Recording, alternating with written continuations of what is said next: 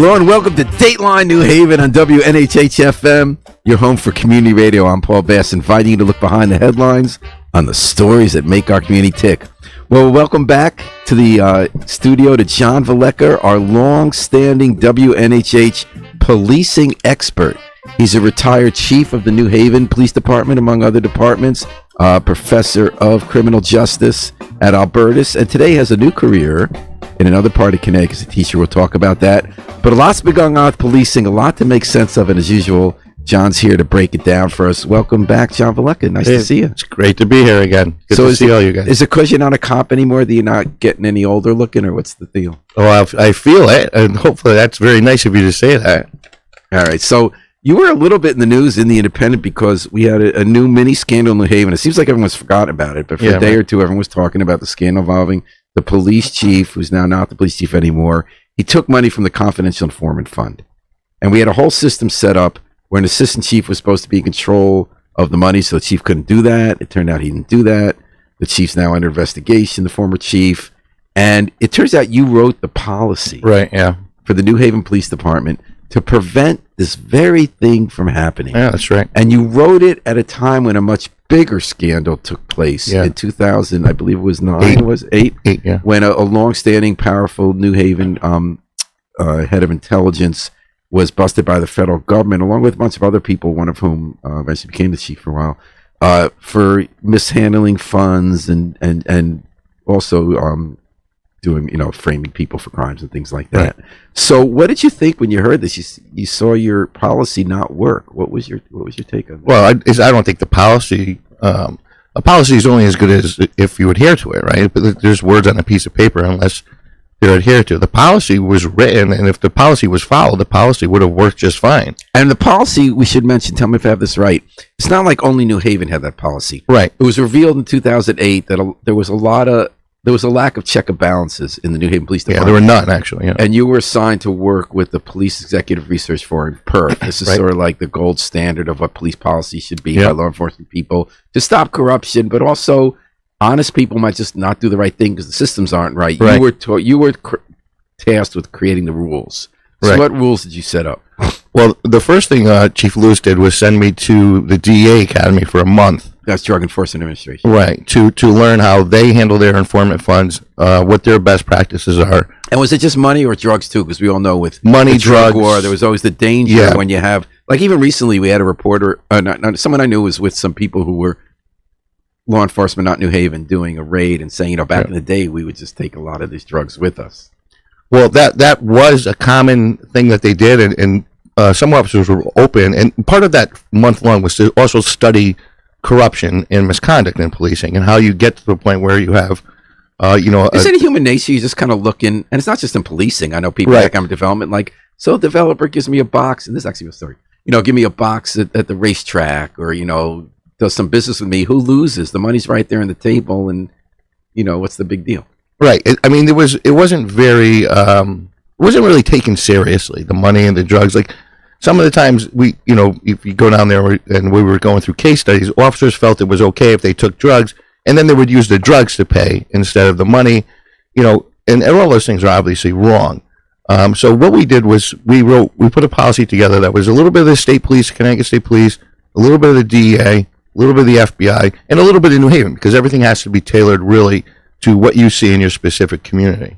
And that's what we came up with there. So there's a confidential foreign fund was part of what you looked at. And why are you looking at that?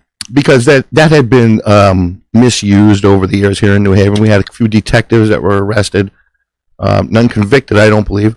But it was kind of like the worst kept secret in the police department that the confidential informant fund was slush fund. Yeah, essentially, basically.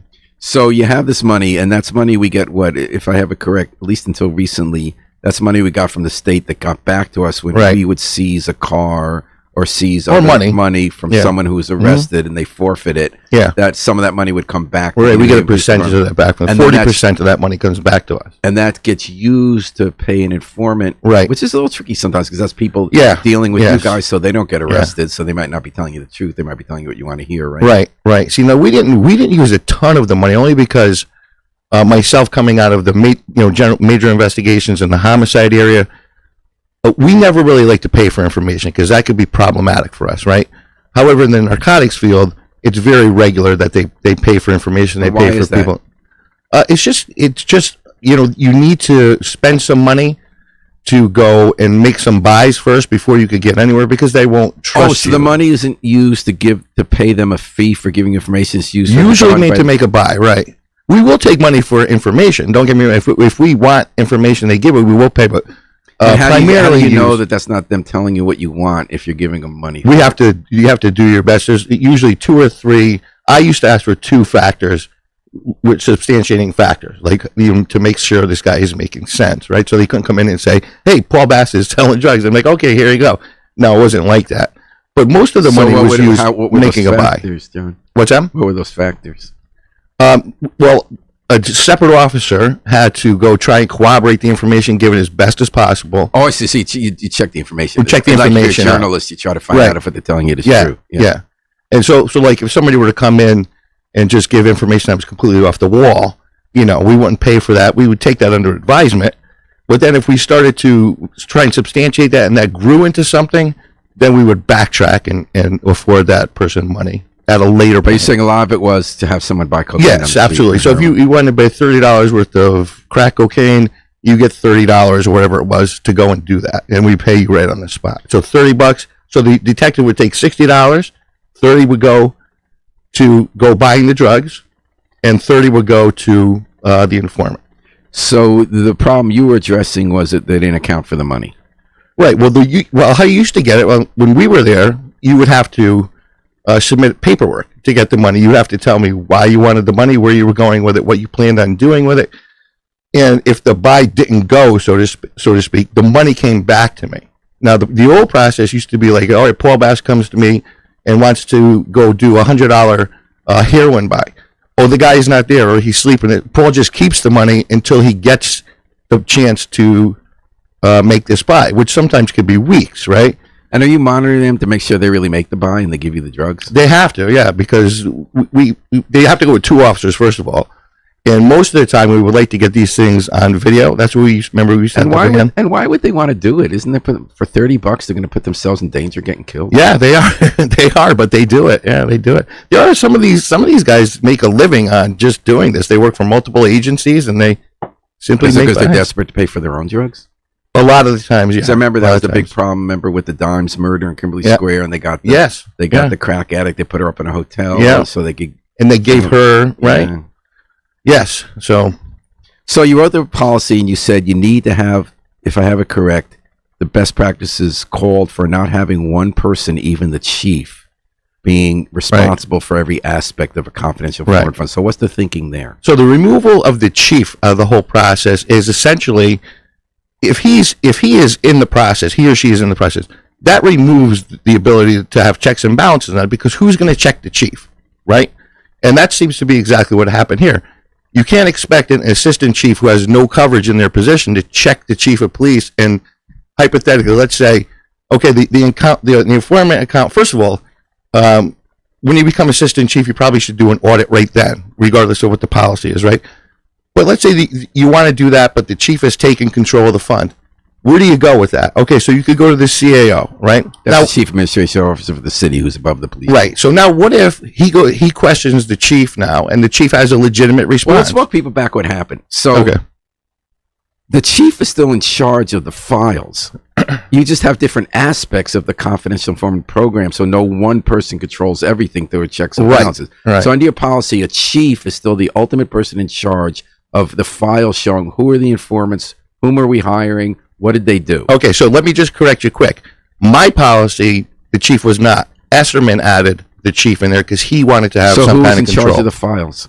The files and the money was in charge of the assistant chief of investigation. However, the chief of police had the right to access that at any time. This was afterwards. When I was there, when I first wrote it, the chief could not access it. But why would you put the assistant chief in charge of everything? Who was the check and balance on the assistant chief? The chief. How, if they didn't have access? Because they can order access. Mm-hmm. You follow me? But that's to the files, not the money. Both. He could order access on both. If he believed that there was cause, right, obviously he's gonna supersede the policy. And then a new chief put a new policy where the chief could see the files, but the chief couldn't touch the money. Right. No, he Esserman put in the chief could do whatever he wanted to do. Him or his designee, I believe the new one reads. He could actually handle the money. He could do whatever he wants. So what Carl did in handling the money was not contrary to the policy? No, it is contrary to the policy because on the daily basis. Oh, I see. So the chief had the ability to go review. He could go review it, or but the chief couldn't be handing out the money. So there was a little safe that was on the desk. There was the safe with the cash to buy drugs was on the assistant chief's desk. Right. And that's according to policy. Right. But what happened here was the assistant chief used to be charged of it became the chief. And he took it with him. On his desk. Right. That wasn't supposed to happen. That was not supposed to happen. Also, wasn't the assistant chief supposed to write an audit about where every dollar went in the course of a year? Yearly, the assistant chief should do an audit. Okay? Narcotics, I did an audit just about every month. When you were assistant chief? When I was lieutenant in charge of narcotics, I did it every month. And Pete Riker did it at the end of the year, right? But I see. So you reported to the assistant chief, but he yet wasn't in charge, was he? Pete Riker? So Pete, what would happen? Pete was the assistant chief. I was the lieutenant. Oh, for like 5 minutes. Then he left because he threatened the New Haven Register reporter. Yeah. So you reported to him as lieutenant in charge of narcotics. Right. So every month you gave him a report. Then once a year he gave a report. Right. But the chief was not able to touch that money. So if you were to give me, say you and a couple of your colleagues rather were going to do some drug buys. One time during the week, I would ask for what people need for the upcoming week, right? They would give me what they think they're going to do, and I get a roundabout number, right? I bring all the paperwork to Pete, and I sit with him, and I say, I need X amount of dollars for this, for this, for this, for this, for this. He goes into the safe, gives me the money. I sign off on the money. He signs off on the money. I take it. I bring it to my safe at the offsite. It goes into my safe. Then, as the detectives need it, I hand it out in $60, $100 So what was the increments. breakdown here? You wrote the policy. Why didn't the policy work? The policy didn't work because the chief is not supposed to maintain this on the daily basis, right? And really, the reality is... So you wrote a policy that really didn't prevent a chief from doing what you didn't want a chief to do. Well, if another chief comes in and writes a policy that gives the chief all the power, then yes. I mean, you're not supposed to do that. No, the chief really wasn't... The chief still wasn't supposed to have that safe on his desk. He still wasn't supposed to be handing out the money. Wasn't supposed to be touching the money. So why did that happen, even though the policy said it shouldn't? Well, Esserman's policy said it could. My policy said... Wait, I thought you said Esserman's policy did not include being able to take the safe and handle the money every day. I believe, I'd have to look at it, but I'm almost positive Esserman's policy gives the chief to do pretty much anything he wants. Because I looked it up, it still said it was the assistant chief was supposed to do the review and supposed to handle the money. But if you look, I think there's some areas in there where it talks about it, and this says chief or his designee, right? So the daily responsibility is the assistant chief. But the daily assistant the assistant chief did not have the daily responsibility. Right. So that was still the policy, and it didn't happen. Right, because the chief at the time, don't forget, he's the chief of police. He could supersede all policy if he feels he has the cause. He decided, I'm better in charge of this because maybe he said they don't know how to use it as well. I've been doing it for such a long time, or whatever the case may be. Or I don't want anything to happen like it used to happen. Well, I guess the question became, you said earlier, a policy is only as good as the people who carry it out. Absolutely, agreed. So how important is it to have good policies, and how important is it to have people who want to follow policies and do right? Oh, it's important. If you can't, that's where you talk about leadership, right? Okay, if what's the definition of leadership? The ability to influence the people below you to get compliance, right? And if you can't have, if you're not a leader and you don't have the people below you following what you're saying, then the policies are no good. But you know what? No policy is, well, we're all human. No policy is going to be 100% against every we're seeing possible now, aspect. We thought we had policies in this country, like if a judge says you can't deport something, they're still deporting people. Okay, you're seeing it, right? Or you can't detain people, still detaining them. Or you have them. to stop a certain action and you're not. And you can't make someone a U.S. attorney, make them 30. You can't fire a person. You're firing them. So every day we're seeing that policies at the federal level, if you have, like it used to be a kind of understanding that whichever party was in power and whether or not disagreed with policies, there was a sense you had to follow them. Yeah, it was the rule of law, right? Everybody has to follow the law. Did we see here, both in New Haven with this confidential foreign fund, as well as the Trump administration with judges and deportations, that we no longer in America, locally or nationally, have people who we can't make policy stick if people in charge don't want to carry it out? I think, unfortunately, the culture that's developing is that the rule of law doesn't exist anymore, and we could essentially do what we want to do when we want to do it, which is very dangerous. So when you look back at it, would you have told John Velleca yourself in 2008, no matter what policy I write, it's not going to make a difference because if someone breaks it, No. they want to? No, because I have to still make a difference because Yes. can the public still demand that elected officials and other public officials follow policies and rules? Even if they disagree? Absolutely, yeah. How could they? How do you make sure people follow policies? You have to heavily supervise them. If you're, you have to make sure every level of supervision is doing what they're supposed to be doing, all the way down to the frontline people. So here with the Confidential Informant Fund, who should have been making sure? Was it the assistant chief under him who had the legal right to be doing things they weren't doing, or was it the chief administrative officer over them? Or is that too much to reasonably expect the person to? I don't think it is. Check? I could tell you that if I were the assistant chief, and I can only speak for, I don't want to point fingers at anybody, but if I were the assistant chief and I took over that job, my first day in there, we all do an inventory of our office because we want to see what's in there. 2, you start to do audits of whatever financial funds you're in charge of. Mine would have been the informant fund. Now, if I didn't have that in the safe, that certainly would have been a problem. And I would not have been accepting of, I'm just going to use it. You have to, if that's going to be the case, and you're the chief, and I can't really do anything, then you need to put that in writing to me, okay? Who's me? The chief needs to send something to me in writing. Today you came in, you asked about the fund, I told you no, okay? We need to talk to the CAO and get an approval from him. Officer. Right? And if you have a legitimate reason, you're the chief of police. I'm not going to, but at the same time, I definitely I can't just walk away from it, is what I'm saying, right? And we're talking to John Velleca, former leader of New Haven Police Department and other police departments here on Dateline New Haven. We're talking about policy versus humans and how do you make criminal justice law enforcement agencies follow their own rules. Another instance of that New Haven was back in the news, John, with the Randy Cox case where a whole bunch of police officers and the person overseeing the lockup, I think they did break policies the way they took this man who was in shackles and dragged him across the floor and permanently paralyzed them. Was that a policy failure? Well, sure, that's an obvious Were there policy rules failure. at the lockup not to do that? Well, I mean, your rules in policing are your general treatment to the public are violated there. So there the were rules, policies. I thought there used to be some discussion about what were our rules, the lockups, and how do you train people in detention. So I have to say on that one, when I left, it was still the state in control there, right? So I don't know what policies became. Or you're talking about defensive facility that became a city line. So I'm not sure what general orders came for New Haven. And how did you guys feel this week that the 5 officers responsible, and I think you and I would agree that there were some excellent officers who participated in that awful incident. Yes. People had very good records, Lavendier and some others who never done anything wrong that we knew of and weren't sadists.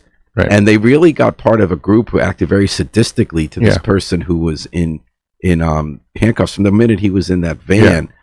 Why do you think that happened? And how did you feel the fact that none of them are going to go into prison? 3 of them had their cases dismissed last week, and 2 others paid a $15 fine. And by the way, I'm not a big prison person, putting people in prison. Right. But what do you think? Was that accountability, and was that a question of we need better policies, or do we need different people in leadership?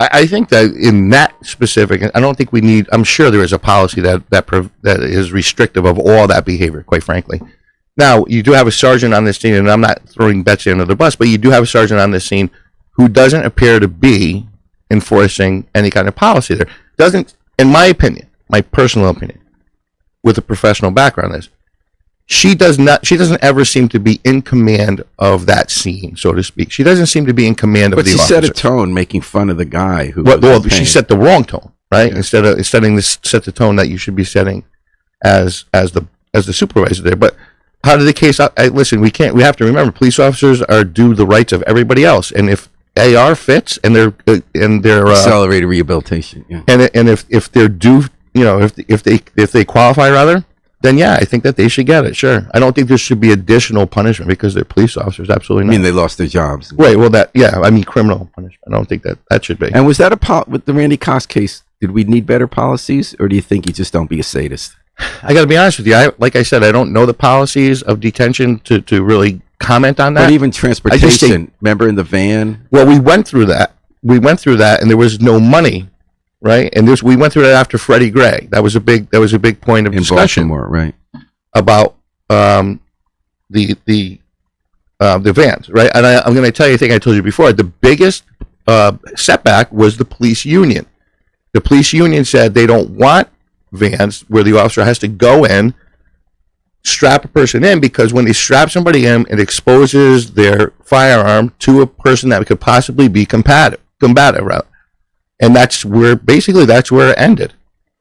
And we ended up getting new vans with this ridiculous thing where you're supposed to hold on. I can't remember how it is. There's like the looping or something in there you have to hold on to. You can tell the guy to hold on to this thing, which is impossible when you're in there in handcuffs. And if you've ever seen the vans, they're split down the middle and it's super tight. They did get new vans. Yeah. After this. Okay. So, well, with restraints in them. Yeah. Good. So, John, big in the news these days is Immigration and Custom Enforcement ICE raids on cities. We saw in Minneapolis that ICE officers shot dead two people who were monitoring them, were not attacking them in any way. What did you think about that as someone who dealt with police misconduct? How did you feel that played out? Why did that happen? Was that a policy failure? Was that a personal failure? Was the right action taken to hold them accountable? Well, I mean, we've talked about this before. I'm not a huge proponent of the car is coming at me, so I had to fire on it. I mean, I know I'll catch flack for that.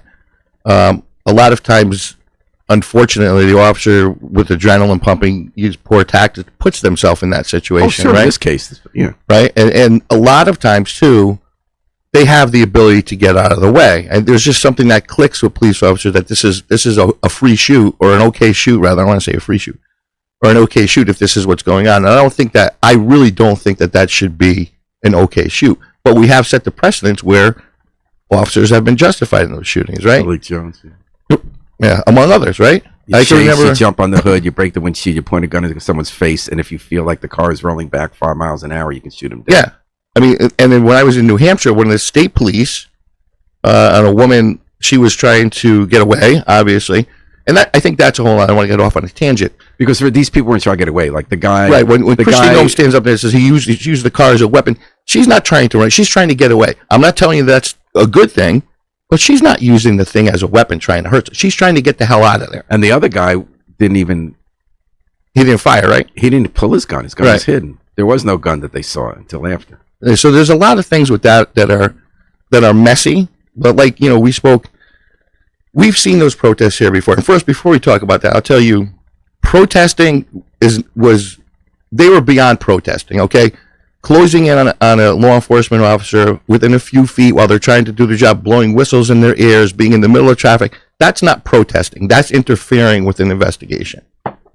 So my point was that... video recording? No, I don't think video recording is obviously not, no. But you can video record. Last week an ICE agent said, go get her to an older woman who was video recording. Yeah, I mean, that's ridiculous. That doesn't even make sense. We've already crossed that bridge 15 years ago. We don't need to revisit that. But if, let's say, Preddy, okay? Now, if you had, instead of the municipal PD being totally hands-off trying to make a political statement, if they were really serving their community, which we do here, how many times have we responded to people that were getting unrest because of what the state police are doing, what the FBI's and what DAs are? We don't go there and help them, but we go there to maintain the safety of the crowd. So you're saying the local police should be doing crowd control? The local police should have been there to say, listen, back up. We don't have to help you doing what you do, right? But tell our people, back up, get up on the sidewalk. We don't want problems. And create a safe area for everybody to do their job. And if you want to protest, you could do it there or do it at Congress, wherever you want to do it. But it was just all a mess. They're up in their back pocket, screaming, blowing whistles, yelling. And then these guys are super overzealous because I got to be honest with you, that guy, what's his name, Bavino? That guy's a moron. He shouldn't even be on the job, never mind in charge of anything. He doesn't make any sense. I'm glad they got rid of him. But, right, the fish stinks from the head. If that's the way he is, well, how do you think his cops are they're going to do the same thing, right? So when you look at, is this something that could have been prevented in Minneapolis? I think so. I think that if the municipal police came to these things when the crowds were getting upset and worked to keep people safe, they could have prevented both of these. Now, what about the rules people are pushing for to have ICE agents not wear masks, to have body cameras, to use criminal warrants? Let's be honest. We're in 2026, Paul. They should have had body cameras on from the rip.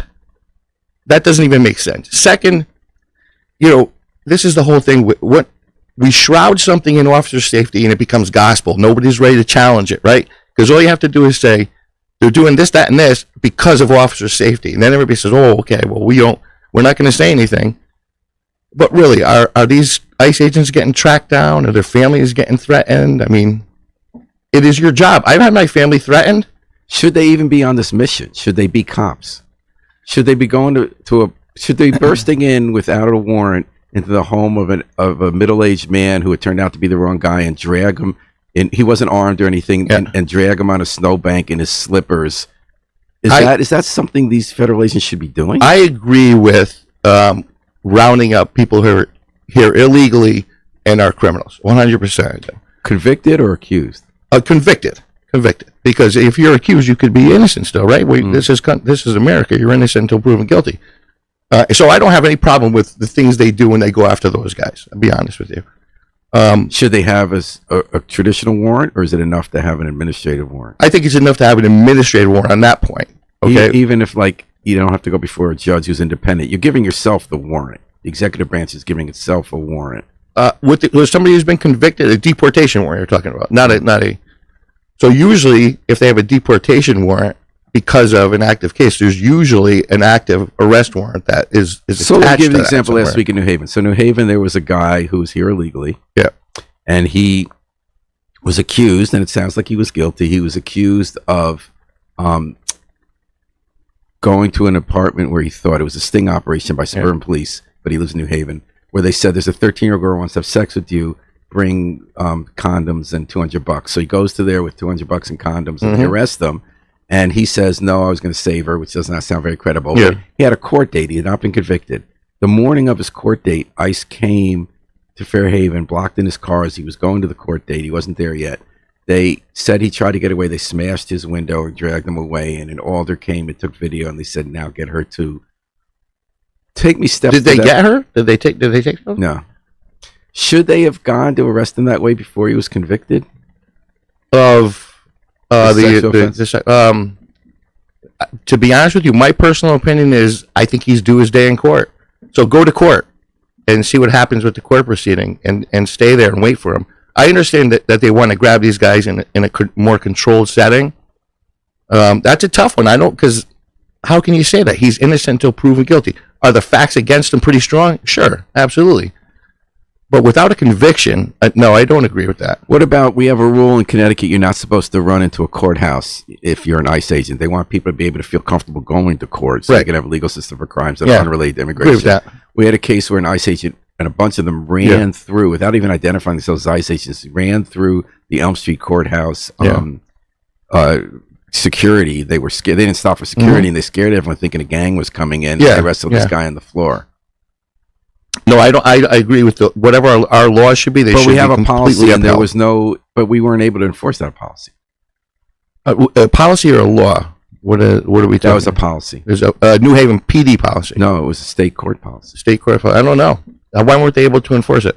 The agents ran through, tackled the guy, took him Oh, this away. is the whole. What's that case? That's from 19 whatever. Oh yeah. What was it? I don't know.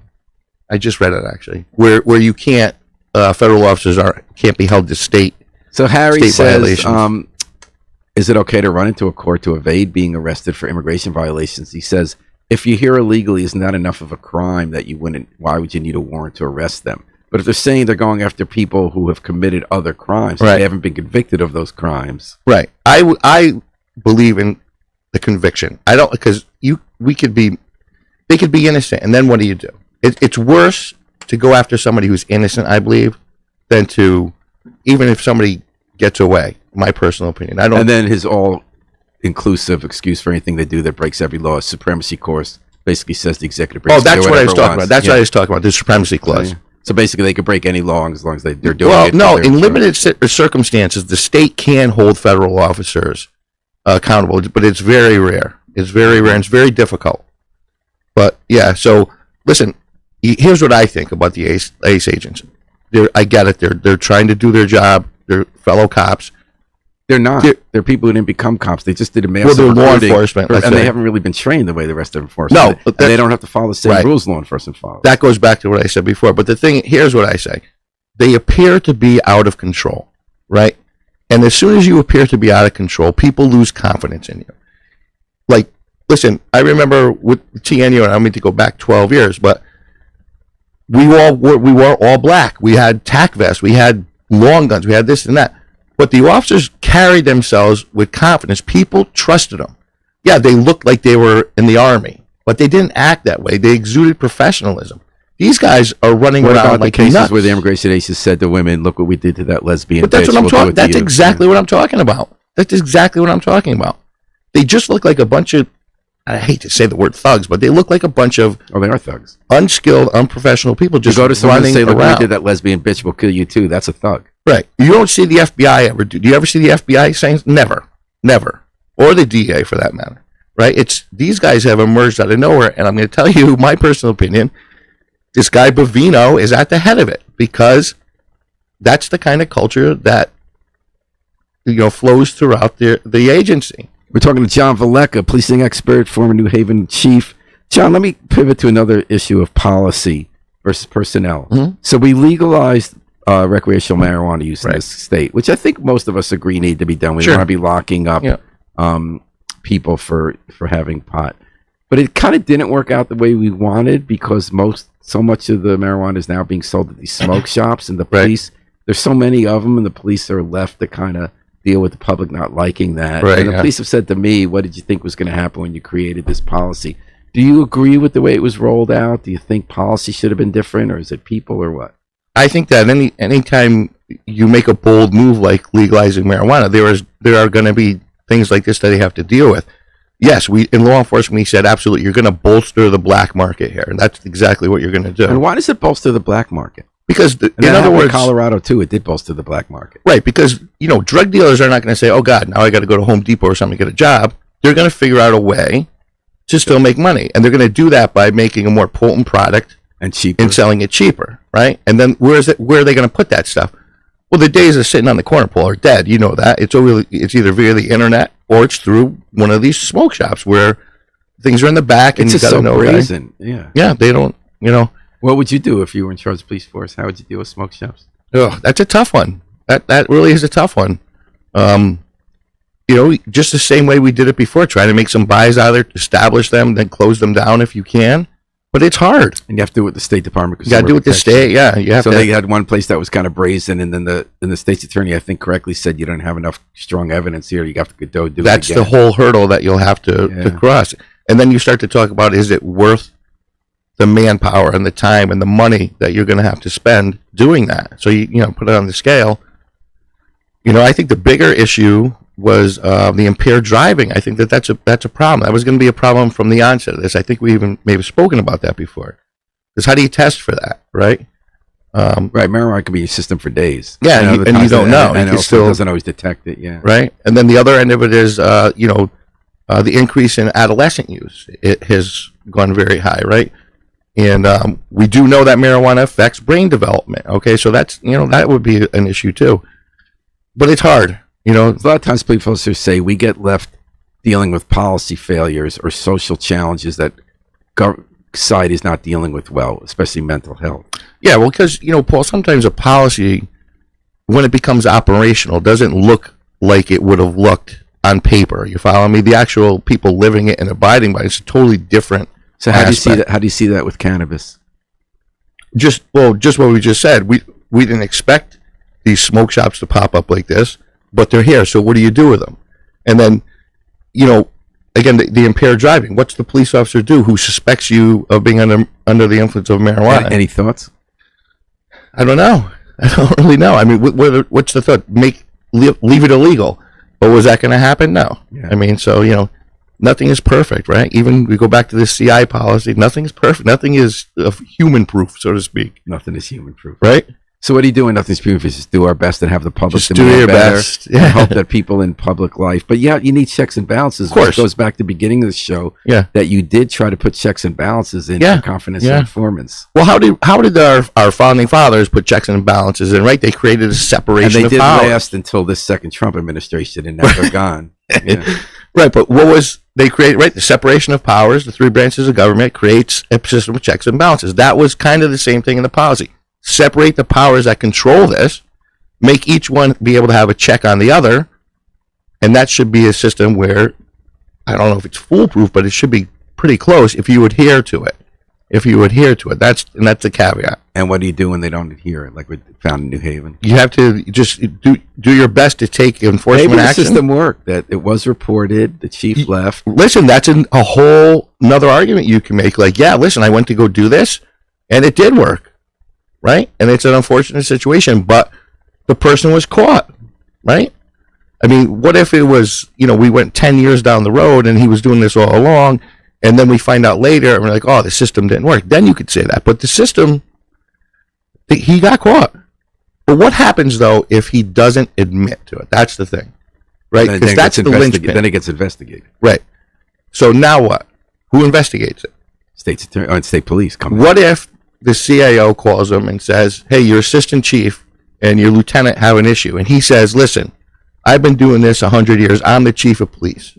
Okay, I'm running the informant fund. I have my reasons for doing that. Where do you go with that? What happens? Well, a smart mayor or CAO brings in the state police like they did. They brought the state police in after they already knew what was going on. Yeah. But if your chief, right, who's well liked by the community, that's right? Good guy. Okay, good guy by everybody's standards, says, listen, I can't tell you, okay, because I'm privy to information that you're not, right? But there's a reason for all this. You got to trust your chief of police, don't you? I can tell you this many times. John DeStefano was called to ask about federal jobs. When he was mayor, and you were, right. Yeah. And I had to say, I can't tell you that because we're privy to this investigation, and quite frankly, you're not. And he was always accepting. I never pushed it.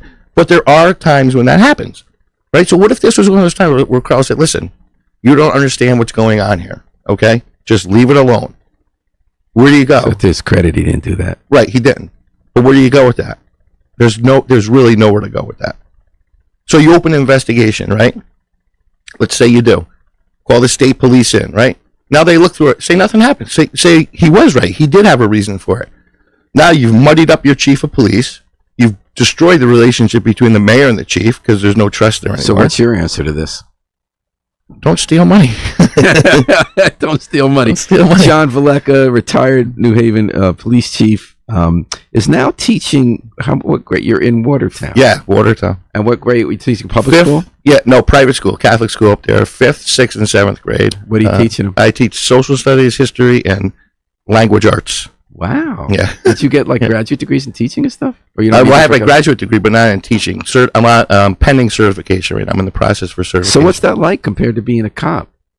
Different. How do the kids behave? Do you have to use any? Kids are good kids. Do you bring any police skills to that class? Yeah, sure. Dealing with parents. Yeah, being able to that.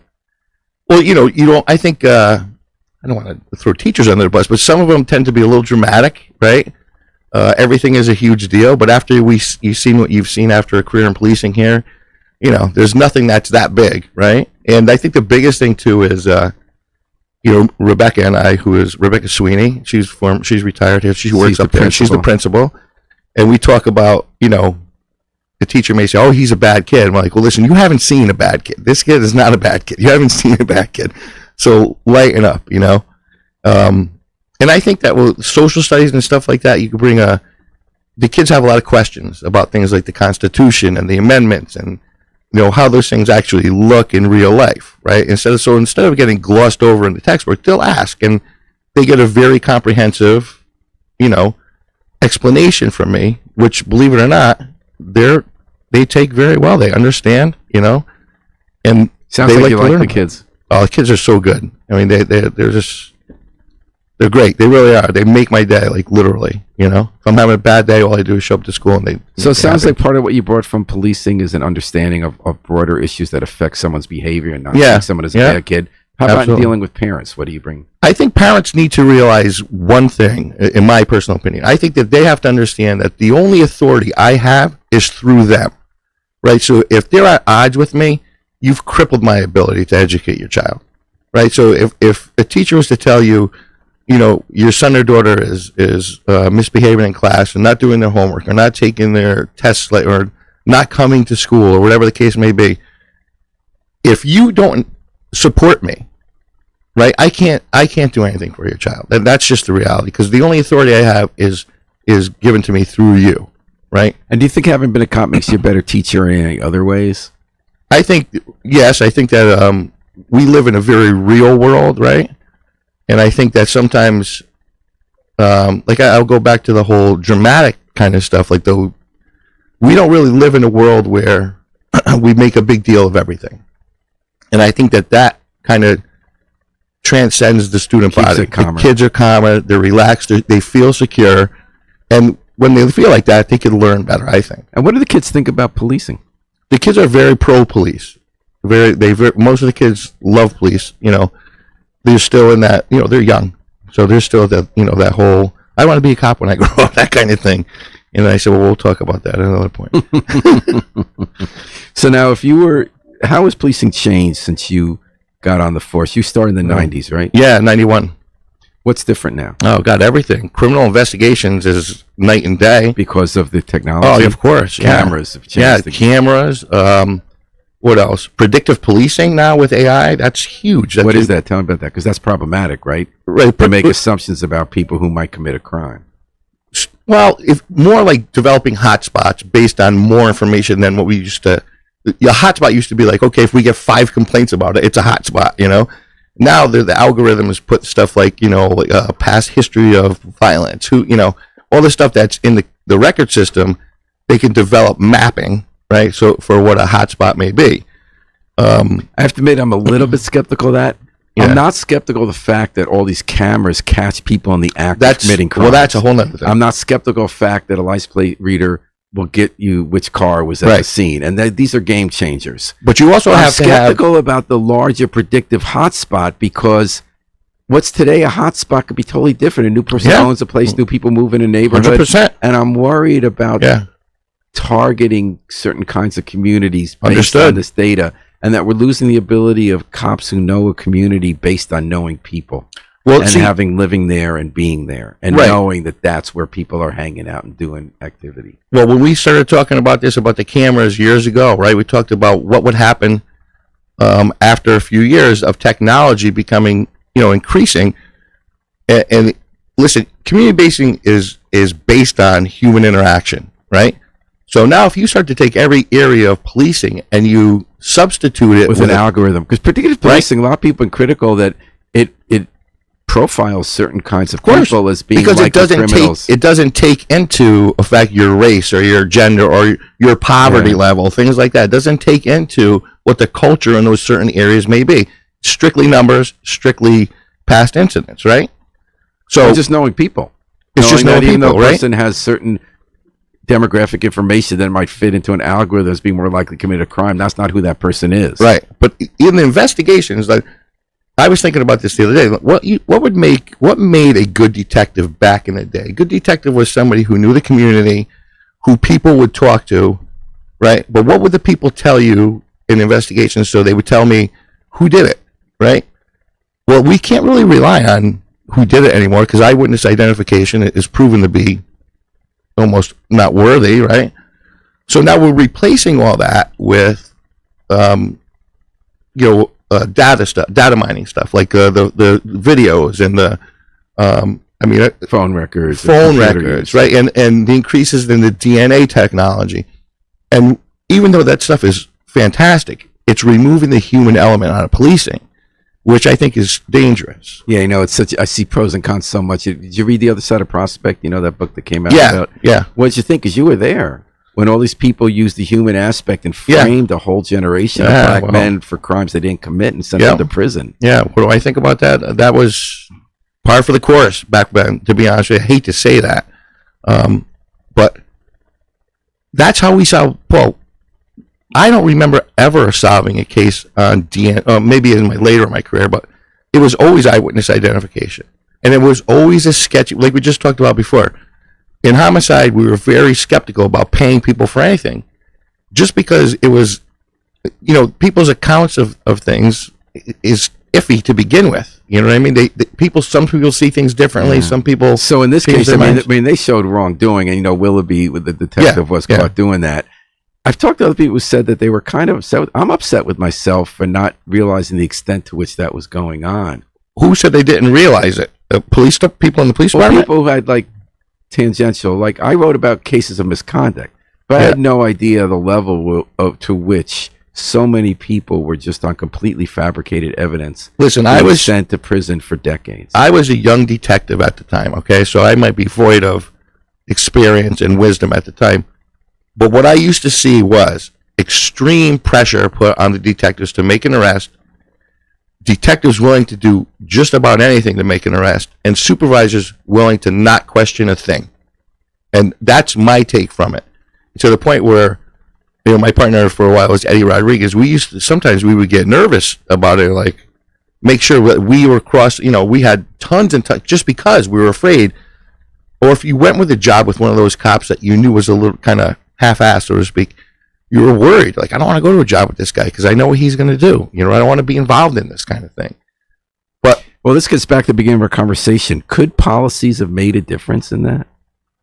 No, because the culture was to not follow any policies. So policy can't overcome culture. It cannot overcome culture. Absolutely. So how do you? You have to create a culture of one, integrity, and two, where we follow the rules, right? And that comes through enforcement action, repercussions, right? And it goes all the way back to hiring. Hire the right people too, right? So John Velleca, if you were talking to yourself back in the 90s, or the kids who are going to go through your classes and get a little older, what would you tell them if they ask you, should I become a cop? I would say absolutely, you should become a cop. I believe it's the greatest profession on earth, except for being maybe a Major League Baseball player, but I was not good.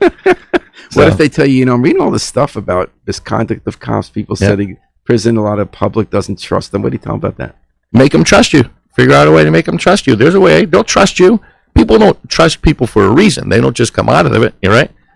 And I would tell them, the biggest thing I think is don't lose your humanity. I think that's the one thing a police officer should have: compassion and humanity.